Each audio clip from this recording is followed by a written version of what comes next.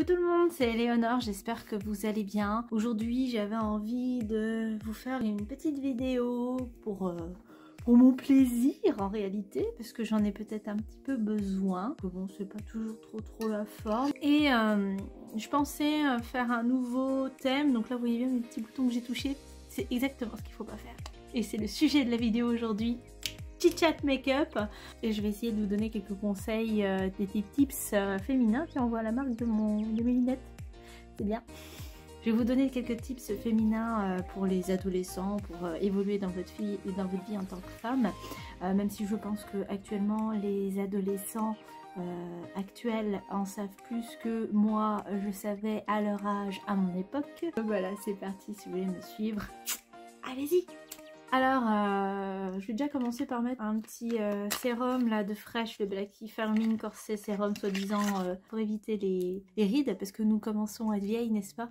C'est pour ça que je me permets de faire des de me faire des conseils. Donc je vais prendre 3 petites gouttes dans ma main que je vais venir réchauffer, et puis après je vais appliquer ça sur mon visage. Donc ouais, je pensais à ça parce que je me disais la dernière fois, je cherchais comme une idiote, vous savez, sur Google, parce que Google est notre ami, sur des choses que finalement on se dit oui, on n'a pas forcément des réponses en tant que femme.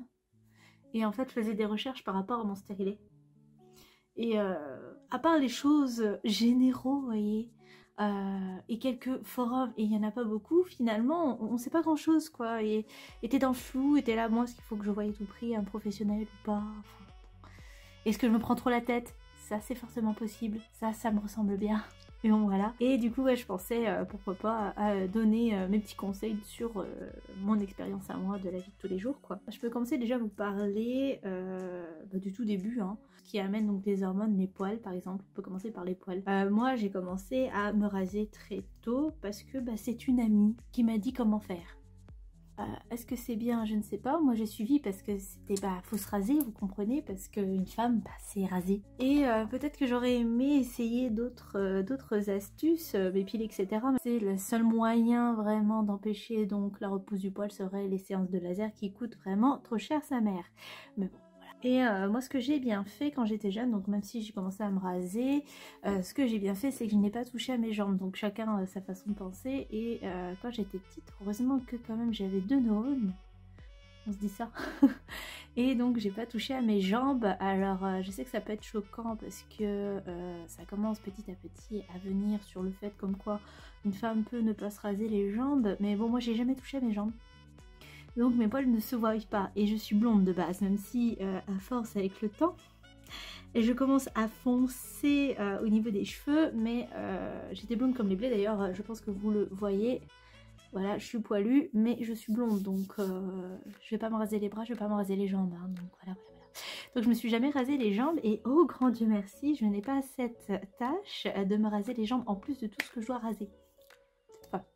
N'a pas énorme du coup, parce que j'ai au moins ça en moins comparé aux autres femmes, enfin celle qui s'est mis du coup cette tâche là. Après chacun son avis bien sûr. Moi je suis pas trop fan des poils non plus, hein, en soi, donc c'est pour ça que aussi j'accepte bien de raser mes parties où je veux raser, mais au niveau de mes jambes ça me gêne pas et ils se voient pas, donc quand je suis en été, une robe faut vraiment vous voyez à 2 cm pour voir, ah oui il y a des poils. Donc voilà. Et je suis pas poilue de partout. Mes cuisses, il n'y a pas de poils, il y a juste mes mollets, et encore c'est le côté externe quoi. Donc vous voyez, je suis plutôt au moins privilégiée dans ce sens-là comparé à certaines femmes où ça se verrait plus parce qu'elles sont brunes. Là je peux comprendre que ça peut créer, et c'est dommage. C'est plutôt dommage que ça crée du coup des complexes quoi. Comme quoi... c'est sûr que c'est pas facile d'être un homme, mais c'est pas facile aussi d'être une femme, parce qu'une femme, on a des exigences, on les met sur un piédestal, vous voyez, donc c'est un peu quand même compliqué d'atteindre la perfection entre guillemets quoi. La dernière fois j'avais bien ri parce que j'avais vu un article concernant un jeu, je sais plus c'est lequel, je crois que c'est Horizon, je sais plus quoi, et en fait il disait qu'il y avait un joueur qui avait carrément critiqué comment la réalité du jeu, parce que le personnage féminin de près, on voyait son duvet sur le visage. Le mec a dit que c'était pas du tout réel parce que ça ressemblait à une barbe. Alors le gars a découvert qu'en fait, les femmes ont du duvet. Et du coup, ils ont déglingué le jeu sur, vous savez, des sites pour noter le jeu, quoi.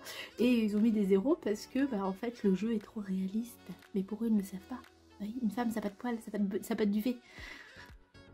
Mec, je pense que tu n'as pas approché de femme de très près. Hein. Va falloir peut-être se poser une question, enfin je sais pas... Enfin voilà, quand même, c'est quand même pour dire que dans la vision de certaines personnes, enfin surtout certains gamins j'imagine, hein, on en est à un point que la femme n'a pas de duvet quoi.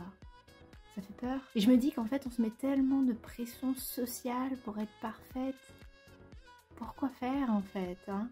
Enfin bon, comme je dis c'est mon point de vue, bien sûr il y en a certaines qui aiment beaucoup, voilà, c'est aussi pour elles, c'est un plaisir, et tant mieux, si c'est pour elles, tant mieux, je suis d'accord, et après tout moi je m'en fiche, chacun sa vision de sa vie, et comme la mienne, moi je m'en fiche des autres en fait, donc même si je mets à nu parce que je suis sur YouTube, je sais que je vais avoir sans doute des critiques, mais après tout c'est ma vie, et je le fais pour moi.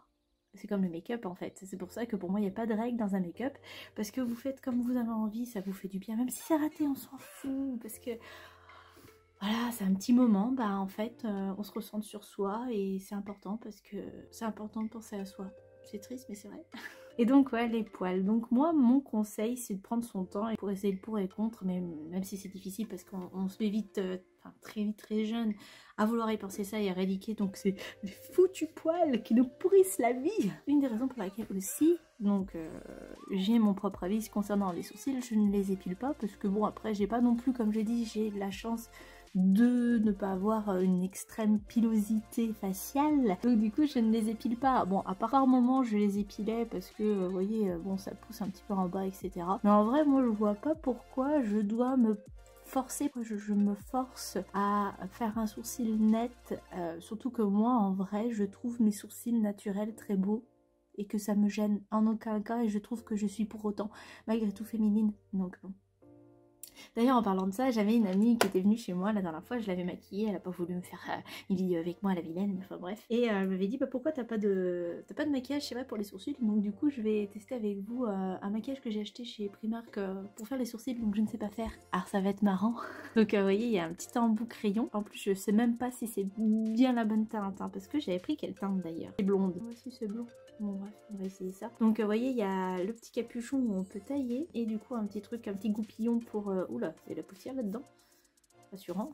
J'avais sorti de son goupillon pour brosser les sourcils. Ouais voilà, donc moi j'ai cet a priori là. Les poils, j'essaie de les éradiquer mais pas partout parce que je vois pas l'utilité. Et c'est plus ouais, une question de propreté et aussi de beauté, parce que bon, ma vision des choses fait que je n'aime pas les poils à ce niveau-là. Et je comprends qu'il y en a certains qui préfèrent les femmes avec des poils parce que voilà, ils ont une vision de la féminité ou une vision de la masculinité qui est comme ça. Donc voilà, pour moi, en réalité, si ça vous pourrit pas la vie, si c'est pas un complexe en soi, moi je vous soutiens à fond si c'est un complexe, voilà, de devoir arranger les choses, mais si c'est par rapport aux autres, et malheureusement souvent les complexes sont dus à la vision des autres, généralement, c'est assez triste, mais c'est comme ça, voilà. Donc bon, c'était ma vision sur les poils. On va essayer une petite palette, tiens, de Beauty Bay, la Bright, la mini là. La petite, je sais pas si elle s'appelle la mini, mais c'est la petite que j'ai achetée récemment suite au solde, qui est comme ceci avec un miroir.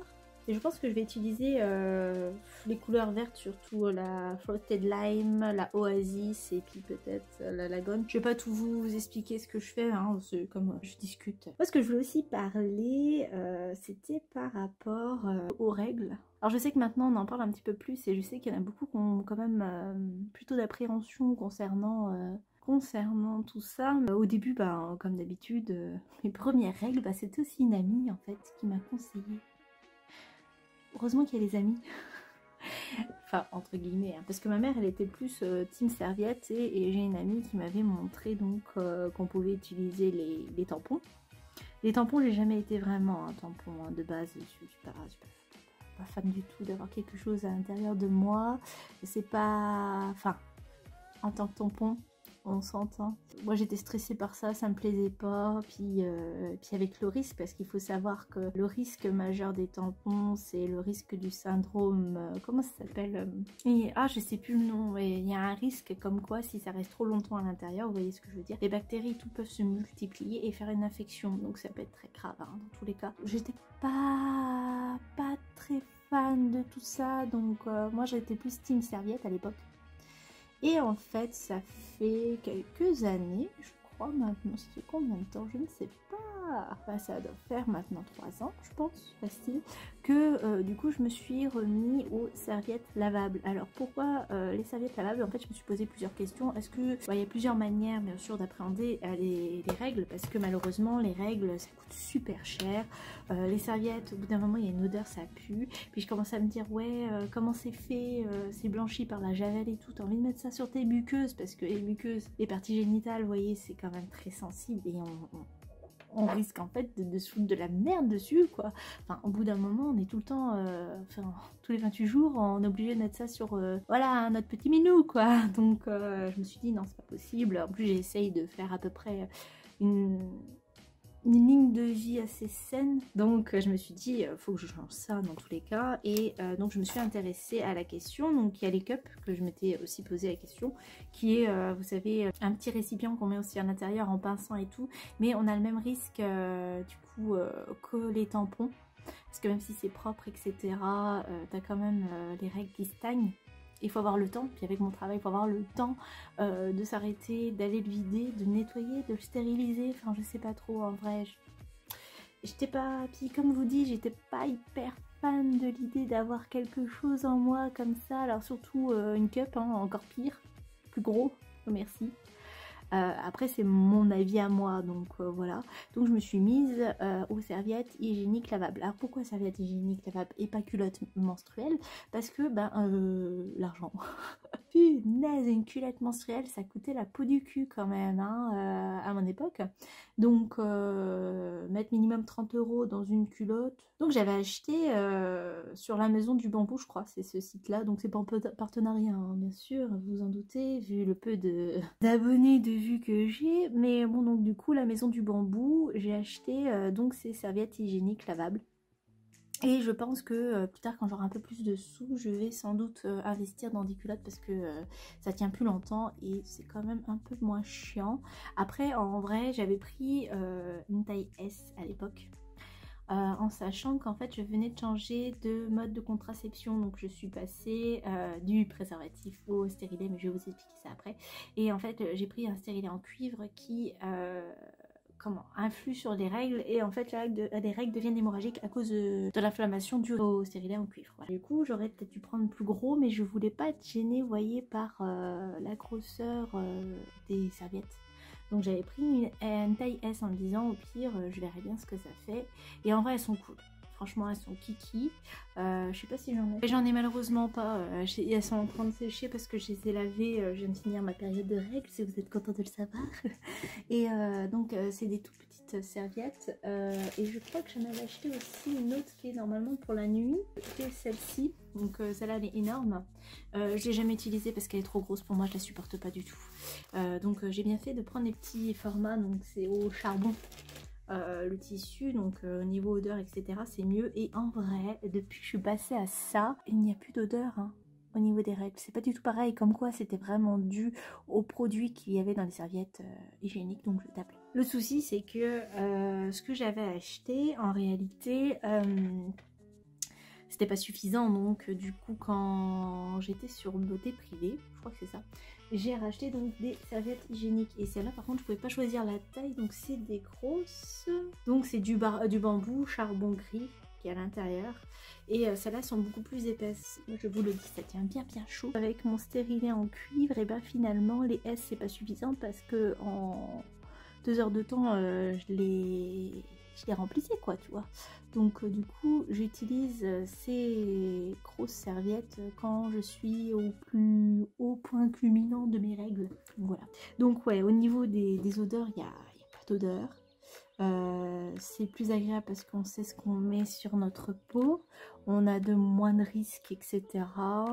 Pas de perturbateurs endocriniens, pas de trucs agressifs. Ce qui est chiant, certes, c'est bah voilà, quand t'as fini ta journée, il faut aller les rincer à l'eau froide, il faut le mettre dans la machine à laver. Alors moi, je suis team pauvre, je lance pas de machine à laver tous les jours juste pour des serviettes, hein, clairement, donc je les lave à la main, bien sûr à l'eau froide pour enlever tout le sang, et en vrai, c'est nickel. Alors bien sûr, quand je suis en dehors, que je suis en vacances, etc., je rachète des jetables parce que je ne veux pas me prendre la tête à laver quand je suis en vacances, clairement. On va prendre une petite drama queen, on va prendre le violet, tiens. Je sais pas si ça va être joli, on s'en fout. Mais ouais, donc les serviettes hygiéniques, en vrai, ça a changé ma vie. Lavables, bien sûr. Et je sais qu'il y en a beaucoup qui ont du mal, qui disent ouais, on retourne à le temps, nos grands-parents, ah non, c'est trop chiant. Oui, bah écoutez, après, chacun fait ce qu'il veut, quoi. Moi c'est mon but, hein, c'était mon but de trouver quelque chose qui est hyper adapté à mes envies, de faire du bien à mon corps, entre guillemets, que ce soit sain. Alors là, je sais pas si vous avez remarqué, mais le violet, il est pigmenté sa mère, on voit plus le vert. Hein. Franchement, serviette hygiénique, lavable, moi je vote pour. Après, voilà, comme je dis, vous faites comme vous le sentez, parce que c'est votre corps, bien entendu. Mais pour vous dire que, franchement, si vous avez peur de l'odeur et tout, c'est... Non, non, non, il n'y a pas photo, on n'a pas de problème avec ça, quoi. Ouh, en fait, c'est plus un bleu, c'est pas trop. Je sais pas, hein, je suis partie peut-être dans un truc un peu délire moche, hein. Alors, quant à la sexualité, puisque nous avons parlé donc de manière d'éviter d'avoir des babies, donc moi j'ai un stérilet en cuivre. Alors au début, comme n'importe qui, enfin je pense, j'ai commencé par du coup le préservatif, bien sûr. Donc le préservatif, on en parle ou pas? Quand tu connais que ça, tu te dis bon c'est ça, mais en fait c'est pas ouf, on est d'accord, hein, mais bon voilà, après c'est le meilleur moyen à 100%, sans te bousiller la santé et en te protégeant des babies et des IST bien entendu, hein, comme vous le savez. C'est pas le meilleur, les meilleures sensations, si vous voyez ce que je veux dire. Ma première expérience en soi, donc j'avais donc les préservatifs et donc on s'est fait tester pour savoir si on n'avait pas de maladie, parce que lui avait déjà eu des expériences et pas moi. Et après donc je me suis mise à la pilule. Pour moi la pilule c'est fini parce que je trouve, enfin, je pense aussi qu'il y a un rebond comme ça chez les jeunes maintenant où on prend conscience du bien-être de notre corps et aussi de se dire que on mérite mieux que des hormones à la con, hein, clairement, qui nous bousillent notre santé et tant mieux. Donc ma première pilule, je l'avais changée parce que j'ai eu des soucis donc de prise de poids. Parce que ça fait de la rétention d'eau, hein, faut le savoir. J'ai eu des problèmes de prise de poids, ça jouait sur mon humeur. J'avais plein de boutons. Alors de base, j'ai toujours eu de l'acné, hein, vous voyez, mais alors, oh, j'en avais plein. Je dis non mais c'est pas possible. Et moi j'ai jamais été suivie par un gynéco. Et quand je lis toutes les expériences de maltraitance gynéco, je me dis ok, j'ai bien fait peut-être, on sait pas, hein. Après bon, faut pas généraliser, vous me direz. Mais je suis pas trop à l'aise de m'écarter les deux jambes face à un inconnu, hein, n'est-ce pas? Et du coup, c'était mon médecin traitant qui gérait ça.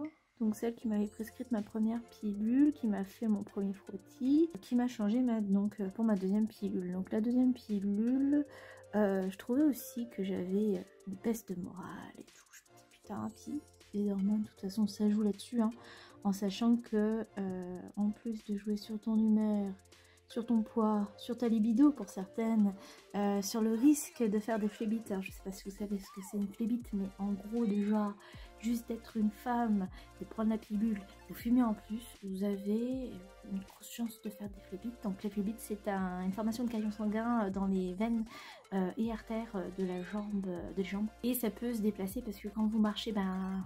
ça vascularise, donc ça circule le sang, voyez. Donc s'il y a un caillot, ça peut remonter, vous faites un AVC, un infarctus dans le cœur, enfin, vous voyez ce que je veux dire. Et je viens de me tacher mon haut, je suis contente, qu'est-ce que je viens de faire? J'étais chaud moyen hein, pour continuer la pilule, et puis je voyais que ça allait pas et tout, et donc j'ai décidé d'arrêter. Donc ça va faire 4 ans que j'ai arrêté la pilule, je crois. On va mettre sa petite couleur Frost Line.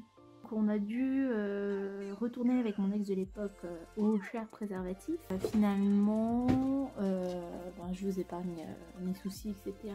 Je me suis retrouvée à donc quitter cet homme-là et j'ai décidé donc de passer au stérilet en cuivre en me disant ouais, je vais plus bouffer d'hormones, mais j'en ai ras le cul du préservatif. Franchement, niveau sensation, c'est pas ouf et tout, mais je garderai bien sûr, je rencontre un autre homme.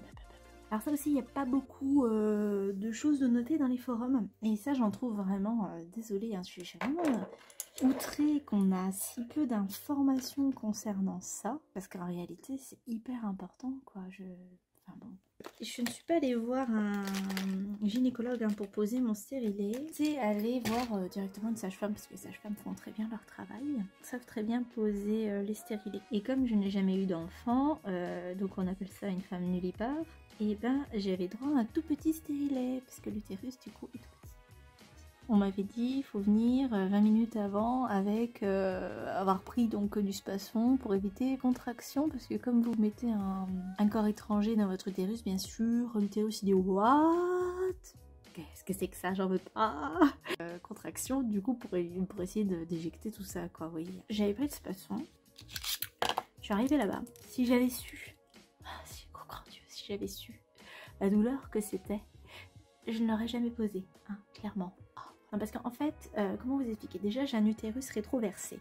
Donc ça veut dire que le col de l'utérus n'est pas comme la majorité des femmes. Il est, je crois, au lieu d'être à l'avant, il est vers l'arrière. Enfin bref, ils ont eu du mal à le trouver. Et je suis une nullipare, donc j'ai jamais eu d'enfant. Donc ça veut dire qu'il est tout petit et ça va être dur à faire passer, même si c'est un petit stérilet. Et en plus, même si tu viens, alors t'es obligé de venir pour poser ton stérilet au moment de tes règles pour que le col de l'utérus soit le plus dilaté possible. Alors déjà, elles étaient deux. J'étais très contente, j'ai dit ok d'accord, ça va bien se passer. Donc il y en avait une apprentie sage-femme qui du coup essayait, qui était très gentille, très douce par rapport à la sage-femme qui s'occupait de moi. Hein. Et comment te dire que j'ai douillé sa mère. La petite jeune, elle essayait de passer, elle n'y arrivait pas. La sage-femme, elle a dit attends, je vais regarder. Oh putain, heureusement que t'es en position, parce que là, tu vois, le coup de pied, elle l'aurait eu dans la gueule. Alors c'était direct, clairement. Ah, ça faisait super mal, mais horrible. Elles ont même dû du coup me shooter au gaz Calinox parce que j'étais vraiment pas bien, sauf qu'en fait on m'a pas laissé le temps que ça agisse, donc j'avais et les vertiges et la douleur. Donc ça a été mis, voilà, c'était mis. 15 minutes après, j'étais toujours dans ma bagnole en train de crever parce qu'il y avait des contractions, mais punaise, si c'est ça d'avoir un enfant, mais j'en veux pas, je vais mourir moi. J'avais des contractions, mais je vous dis pas, ça m'a duré 1 heure. Je suis rentrée à ma maison, je sais pas comment j'ai fait, parce que heureusement que j'avais le régulateur de vitesse, parce que j'aurais jamais pu conduire en fait. Hein. Donc voilà. Donc la pause a été horrible pour moi. Le lendemain ça a été, hein, clairement, c'était juste à la pause que mon utérus a essayé d'envoyer balader, le stérilet, quoi. Mais après, hein, c'est rien, ça fait pas mal, après ça passe, ouais c'est ça. Donc je pense qu'en fait, je dois faire une petite intolérance entre guillemets au stérilet par moment. Parce que à chaque fois que j'ai les règles, donc à 1 semaine avant j'ai mal. Pas excessivement, hein, mais j'ai des douleurs. Et après, donc j'ai mes règles. Donc le premier jour, ouais, je meurs, sa mère. Et après, ça va mieux. Après, je suis plus mal, voilà. Et je peux avoir encore un petit peu de saignement 1 semaine après, alors que c'est fini. Donc ça, c'est toujours mon rythme. Mais j'ai déjà fait un test parce que ça peut être aussi un signe. Attention que votre stérilet s'est déplacé. Donc j'ai déjà vérifié, donc il est bien en place. Mais je pense que par moment, j'ai un peu de mal à le supporter, je pense. Alors après, le stérilet en cuivre, alors je crois que ça dépend des stérilets, mais généralement ça dure 5 ans, donc moi c'est 5 ans. C'est pas non plus de l'endométriose, mais vous voyez, c'est que je pense juste que je fais pas une allergie au cuivre, mais c'est plus voilà, une espèce de rejet au stérilet, parce que c'est vraiment par moment, c'est pas tout le temps. Mais c'est vrai que ça te change ta vie dans le sens où j'ai mis au bouchon. Où t'as pu à te soucier de quoi que ce soit.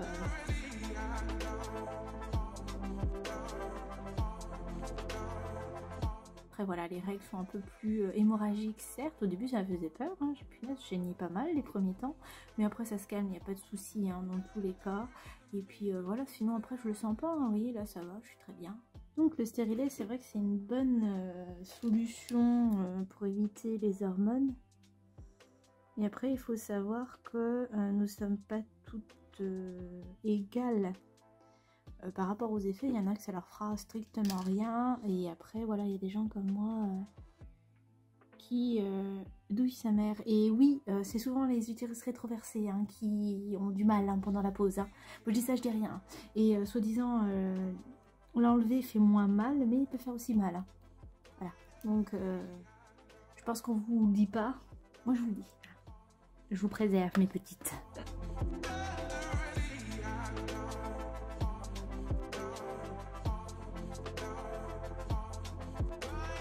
J'ai envie d'essayer les petits split liners de Gliston, ça s'appelle, c'est ça? Moi j'avais déjà essayé. Ah oui, bah, je les avais déjà essayés, je me rappelle pas. Où est-ce que j'essaye le Suva, qui m'a coûté une blinde aussi. Je l'ai pas testé. Vas-y, on va tout tester, on s'en fout. On est fan. J'aime bien mon make-up là.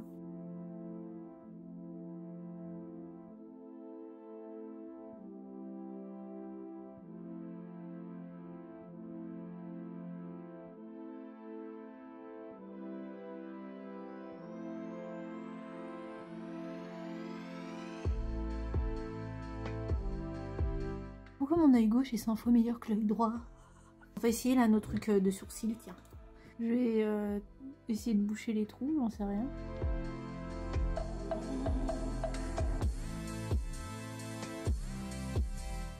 Le crayon est gras, mais du coup, ça me fonce la sourcille. On va essayer de fondre le tout avec ça, là. Ah putain, ils ont jamais été brossés mes sourcils. Arrêtez. C'est pas naturel, ça.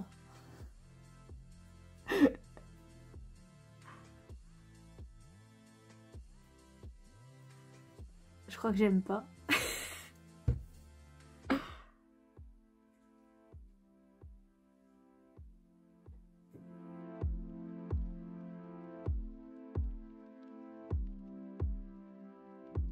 Ah, ça me perturbe. Oh là là, j'ai l'air sévère, les gars. On va se mettre un petit blush là de Marc Jacob. Même si je vous ai rien présenté puisque c'était un chit-chat make-up. Bon, là, j'ai plus grand chose à vous dire en vrai. Je vais quand même mettre ce petit highlighter de Primark. Tenez, on va utiliser un petit gloss de XX Révolution sur Révolution Bioli. C'est le Sundown qui est un lip gloss. Bon, je vous montre le résultat. En fait, j'ai allumé plus de lumière parce qu'il fait déjà sombre. Donc voilà pour le résultat.